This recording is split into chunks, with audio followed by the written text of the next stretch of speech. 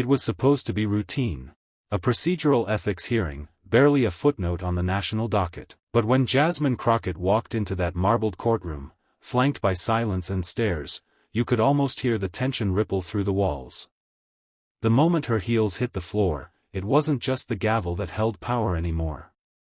Chief Justice John Roberts sat stoically at the bench, chin lifted, eyes narrowed just slightly. An air of practiced detachment masked what many had started to whisper behind closed doors. Roberts was feeling the heat.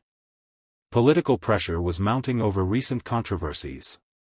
Donations, connections, decisions that reeked of influence.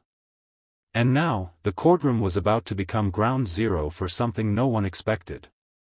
Jasmine stood alone. No entourage. No theatrics. Just her voice, and an iron resolve that could slice through centuries of decorum. As she took her place before the bench, she raised her head and looked Roberts directly in the eye. Not defiant, not disrespectful, but absolutely, unapologetically unafraid. Before the hearing even properly began, Roberts, visibly tense, cut her off. "You'll limit your comments to the scope of the procedural inquiry, Congresswoman Crockett." Jasmine didn't blink. She didn't nod. She simply said, "I'll speak within the scope of what the people deserve to know. If that's uncomfortable, then maybe the scope is the problem." Gasps echoed across the chamber. Even court clerks froze. Roberts narrowed his eyes. "Ms. Crockett, I will not have grandstanding in this courtroom." That's when Jasmine smiled. Calmly. Not with bravado, but with something deeper, the confidence of someone carrying more than just a cause. She opened her folder. The room leaned in. "I came with receipts, Chief Justice." And just like that, the temperature dropped. No one moved. No one dared to interrupt.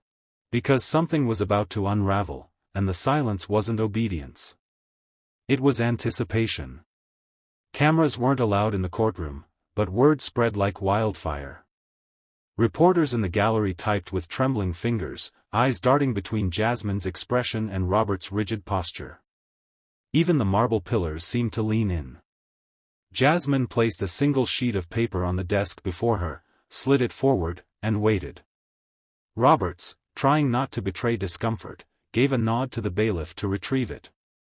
She spoke before he could even read it. "It's a memo dated 3 weeks before the ruling in Marshall v. Capital Tech. It's from a donor, linked to a super PAC that funded your speaking tour last fall." Now Roberts moved. He blinked. Jasmine continued, unflinching. "I'm not accusing you of anything, yet. I'm just saying, the public deserves to know whether the highest court in the land is for sale, or just on lease." A gasp, then another. Even the stenographer's fingers hesitated mid-keystroke. Roberts's voice cut through like a whip. "Congresswoman Crockett, you are out of order. I'm warning you." But Jasmine raised a hand, not aggressively, not rudely. Just enough to say, "I'm not done. You fined me because I refused to sit silent while justice was being auctioned off in marble halls. But let me be clear, sir, if that fine was meant to shut me up, it didn't buy enough." The entire room fell still. Even Roberts, known for his icy control, looked shaken. He opened his mouth, but nothing came. The silence didn't just come from him. It radiated across the chamber, filling every inch of space with the echo of Jasmine's words. And that's when Jasmine leaned forward, her voice calm, deliberate, and surgical. "You fined me. But you just paid the price." Every phone outside that courtroom buzzed at once. The press had heard. And Jasmine? She hadn't even opened the second folder yet. Outside the courthouse, journalists scrambled like bees around a hive, breathless and swarming. The headlines were already writing themselves. Inside, the air felt electric, heavy with tension, thick with truth. Roberts had tried to reassert control, but Jasmine's words lingered like smoke in a closed room. He cleared his throat. "This hearing is not a platform for political spectacle." The fine was procedural. Jasmine tilted her head slightly. procedural, or strategic? Her voice never rose. That's what made it more lethal. She wasn't yelling. She was diagnosing. Roberts narrowed his eyes, but Jasmine pressed on. There's a pattern here, Chief Justice. A pattern of selective punishment. Lawmakers who speak inconvenient truths are reprimanded. But judges who dine with billionaires under pending legislation? Untouched. She slowly opened the second folder. A photograph slid out onto the table. It was grainy, but recognizable. Taken 6 months ago in Montana. That's you, isn't it? At a private event hosted by Darnell Weissman, owner of the very oil company whose immunity you upheld. Murmurs erupted. One reporter audibly gasped. Roberts leaned back, jaw tight. Jasmine didn't flinch. You see, I'm not here to play optics. I'm here because millions of Americans feel the system is rigged. And when they see Supreme Court justices rubbing elbows with corporate barons, those fears are confirmed. Roberts attempted a pivot. You're undermining the public's trust in this institution. Jasmine stared, hard. No. The public's trust is already fractured. I'm just holding up a mirror. The silence that followed wasn't empty. It was loaded, charged. As if the very walls of the courthouse were holding their breath. Then Jasmine, with a final glance down at her notes, looked up and said, You fine me for contempt. But I didn't come here for approval, I came here for accountability. Even the security guards at the back had stopped pretending to be bored. She closed the folder, calm, poised. The storm hadn't passed. It was just beginning. The weight of Jasmine's final words seemed to bend the room. Reporters froze mid-sentence. Clerks fumbled with papers they had no intention of reading. Roberts shifted in his seat, but his discomfort wasn't just visible. It was palpable. The Chief Justice, the man expected to embody impartiality, was suddenly very human. And very cornered. He reached for his gavel. Not to strike, but to hold, like an anchor. Jasmine noticed. With all due respect, he began, you're extrapolating from incomplete information. This court must maintain a standard of. Jasmine cut in, not with volume, but with precision. No one is asking for perfection, Chief Justice. But we are asking for honesty. Transparency. And maybe, just maybe, a trace of humility. She didn't blink. She didn't flinch. She advanced. You fine me for contempt. That's rich. Because what I've seen today is an institution showing contempt for the people it claims to serve. She gestured subtly to the press gallery. They're not just here for headlines. They're here because they've stopped trusting what comes out of this room. Then she dropped the final document. It was a donation record. Multiple entries. Multiple donors. All traced back to an anonymous super PAC, one later revealed to be funneling funds from lobbying arms tied to the same oil firm Roberts had dined with. The courtroom gasped. And then Roberts made a mistake. A small one. A visible twitch of the lip, regret? Resentment? Fear? No one could tell. But everyone saw. Jasmine locked eyes with him. This is not about me, she said. It's about power. And when power hides behind robes, behind gavels, behind fine print, then someone, somewhere, has to speak up. She leaned in just slightly. And today, it's me. The gallery erupted, not in cheers, but in breathless silence. No movement. No whisper. Just the echo of a voice that had cut through marble and memory alike. And for the first time that day, John Roberts didn't have a single word to say. Cameras clicked. Pens hovered. But no one dared interrupt what was happening. Jasmine stood there, unmoving, but undeniably commanding. Her presence dwarfed the ornate carvings and gold inlays that tried so hard to assert authority. And Chief Justice John Roberts, a man accustomed to control, now looked like a witness to his own unraveling. He adjusted his glasses. Representative Crockett, this chamber operates under. Jasmine raised a hand. Not in defiance, but like a surgeon pausing before an incision. I understand the rules, Chief Justice. I've read them. Lived by them. But I also understand the difference between order and obedience. There was a murmur in the gallery. Someone scribbled furiously into a legal pad. A young intern's mouth dropped open slightly. Jasmine's words weren't just powerful, they were surgical. Unignorable. She stepped closer to the bench. If truth makes you uncomfortable, maybe the problem isn't the volume, it's the content. A few justices exchanged glances. Jasmine clocked it. Let's not pretend the court is a cathedral anymore. The people see through the robes. They hear the whispers. And they watch as rulings come down that serve donors, not citizens. She reached into her folder one last time. An internal email. Dated.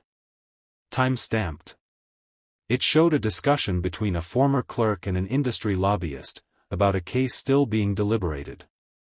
Roberts froze. He knew that name. And he knew what the email implied. The real contempt, Jasmine said, her voice low and razor-sharp, isn't what I've shown you. It's what you've shown the American people, behind closed doors, under the illusion of virtue. The silence wasn't awkward. It was oppressive. Even the security guards at the chamber doors stood straighter. Roberts looked down.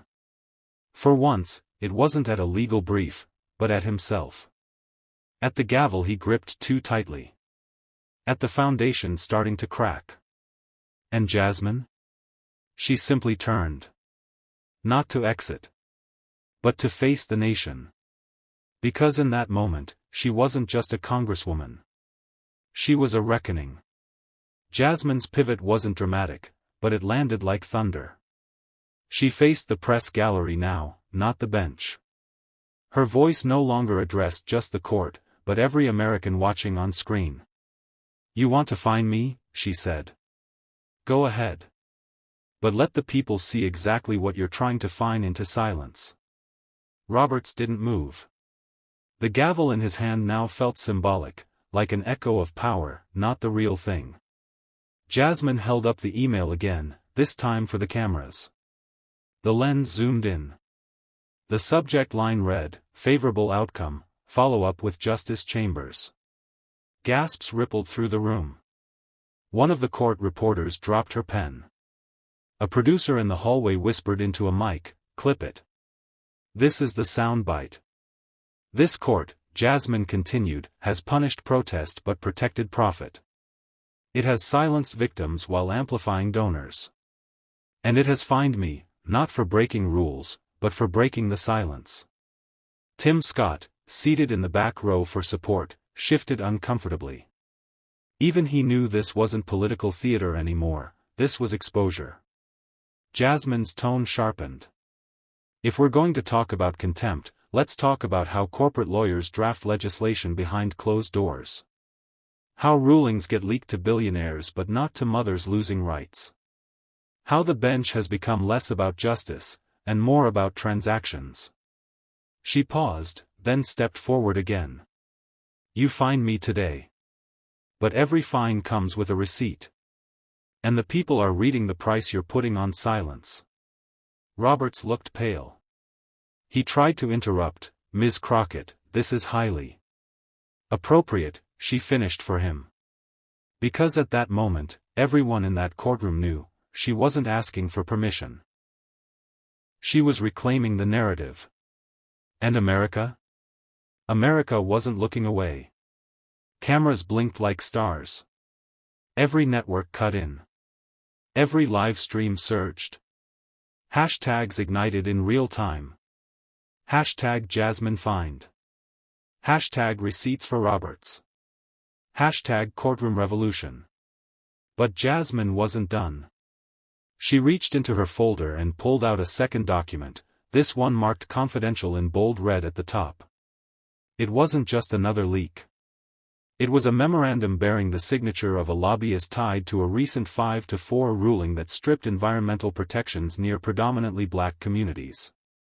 Your Honor, she said, holding it up, this memo, this one right here, was sent to a justice's office 5 days before the decision dropped. And while the ink was still drying on the ruling, the lobbyist bought stock in 3 companies that benefited from the deregulation. That's not just unethical. That's insider trading with a robe on. The room froze. Even some of the justices turned to whisper to one another. This was no longer courtroom routine, it was collapse. A collapse of pretense. A collapse of control. Roberts tried to interject again. These are serious allegations. Yes, Jasmine snapped, her voice rising now. And you should have taken them seriously the first time they landed on your desk. Her tone wasn't angry, it was surgical. Controlled fury laced with facts. I'm not standing here because I disrespected the court. I'm standing here because the court disrespected the people. And you can fine me, you can threaten censure, but you will not stop me from bringing sunlight into this chamber. From the back row, an older civil rights attorney stood and clapped once. Just once. But it echoed. Others followed. Slowly at first. Then like a wave. Robert sat back, his gavel untouched. Jasmine stepped away from the podium and looked directly into the cameras. This isn't a protest, she said. This is a reckoning. The clap wasn't just noise, it was a spark. As Jasmine returned to her seat, the courtroom was no longer a passive chamber of tradition. It had become something electric. Something raw. Something no justice, no fine, no centuries-old institution could contain. Reporters scrambled out into the hall, yelling into phones. Producers barked updates to control rooms. Push it live, now. Run the Crockett clip again, no, the part with the memo. She just lit the court on fire. Inside, Roberts remained silent. He didn't reach for the gavel. Didn't adjust his robe. Just stared, expression unreadable. But it was Jasmine who stared back. Not with arrogance. With calm. With clarity. Because she wasn't done. Before I leave this chamber, she said, rising once more, I want to remind everyone here, every justice, every senator watching, every citizen glued to their screen, this isn't about me. It's about power that's gone unchecked for too long. She walked to the center of the floor, unchallenged. We have justices who've accepted vacations from billionaires. Who've ruled in favor of corporations they're financially tied to. Who hide behind robes like they're bulletproof shields. But today, the shield cracked. She held up the fine order Roberts had handed her earlier. And then she tore it in half. The room gasped. I won't pay silence, she said. Not today. Not ever. The pieces fluttered to the ground like dead leaves. Outside, the crowd waiting beyond the court steps erupted in cheers. The people had been watching, and Jasmine had just given them a voice. Not as a politician. Not as a performance. But as a woman who stood her ground on the marble floor of America's highest temple and made it tremble. A bailiff stepped forward, unsure whether to intervene. But even he hesitated, uncertain who, in that moment, truly held the authority. The news cycle detonated. Within minutes, Jasmine's confrontation had eclipsed every headline across the country. CNN's banner read, Crockett defies court order in explosive speech. MSNBC aired her entire remarks on loop. Even Fox, reluctantly, couldn't resist the virality. But their angle backfired, clips meant to mock her only boosted her message. The hashtag #CrockettTorit trended #1 by nightfall. Meanwhile, the Capitol buzzed with fury and awe. Senator Warren tweeted, "That's how you speak truth to power." Speaker Jeffries called it a constitutional reckoning. And in backroom chambers, lawmakers whispered about what Jasmine had exposed. The billionaire influence. The rulings traced back to undisclosed gifts. The years of ethical rot. Her single act of defiance had forced the system to look in the mirror. Inside the Supreme Court building, Roberts sat alone in his chambers. The transcript lay open on his desk. A single line stared back at him. "I won't pay silence." He leaned back in his chair, not angry, not shaken, but deeply, uncomfortably thoughtful. Because it wasn't just what Jasmine said. It was the fact that she had said it there, on that floor, under that ceiling, with those eyes staring down at her, and didn't flinch. Across town, Jasmine sat in a quiet radio studio. No camera. No applause. Just her and a mic. "I didn't do it to be seen," she told the host. "I did it because silence is a luxury some of us can't afford anymore."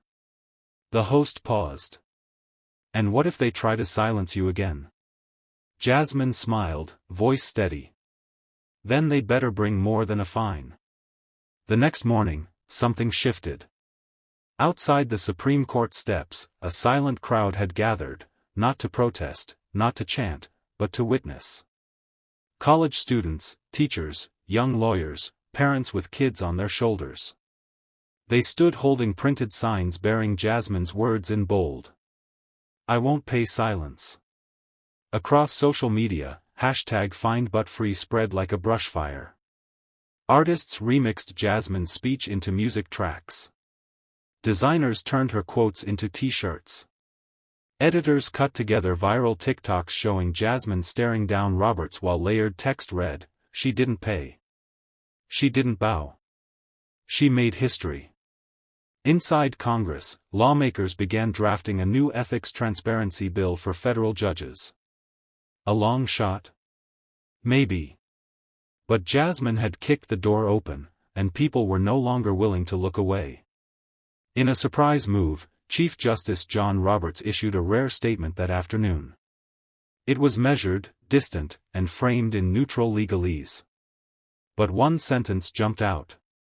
"While decorum is essential to judicial proceedings, we must also confront the perception of silence in the face of concern." Translation? He heard her. That evening, Jasmine walked onto the set of the readout, welcomed by thunderous applause. But she didn't bask in it. She sat down, looked straight at the camera, and spoke directly to America. "Don't clap for me. Don't tweet for me. Don't meme me. Do what I did. Show up. Speak out. Say the hard thing, even when the system fines you for saying it." And with that, the segment faded to black. No outro music. Just the image of a woman who stood alone in the highest court, and left with the country behind her. Some moments don't need a microphone to echo. Today, Jasmine Crockett didn't just make a statement, she made history. In a courtroom meant to silence, she raised her voice. In the presence of robes and rules, she stood tall with nothing but truth. And while they handed her a fine, she handed the nation a wake-up call. Let this be a reminder, real justice doesn't come from silence, it comes from courage. And Jasmine? She didn't pay to be quiet. She spoke so the rest of us wouldn't have to stay quiet anymore. This wasn't just a courtroom moment. It was a national reckoning. And it's only the beginning. ___